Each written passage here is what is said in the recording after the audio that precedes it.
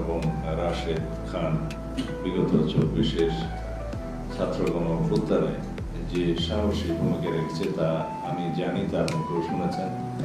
এবং তারা জীবন বাজি রেখে অনেক পদক্ষেপ নিয়েছিল বেশিরভাগ বিরোধী গণতান্ত্রিক আন্দোলন ঘটানোর জন্য। সেই অবদান ইতিহাসে লিপিবদ্ধ থাকবে।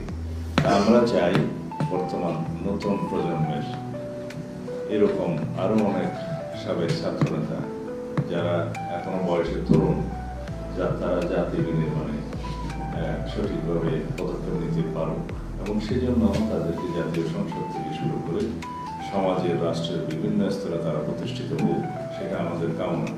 আমরা আগেও বলেছি অনেকবার, আগামীর বাংলাদেশ হবে মেধাভিত্তিক, জ্ঞান নির্ভর, প্রযুক্তি নির্ভর বাংলাদেশ।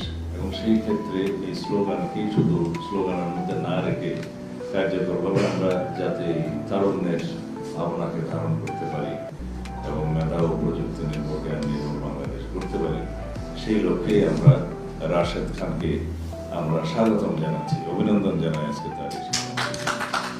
আশা করি রাশেদ খান জনসমর্থন নিয়ে জাতীয় সংসদে প্রতিনিধিত্ব করতে পারবেন ইনশাআল্লাহ। তো সেই ক্ষেত্রে তার ভূমিকা আগামী বাংলাদেশে সর্বক্ষেত্রে ব্যাপক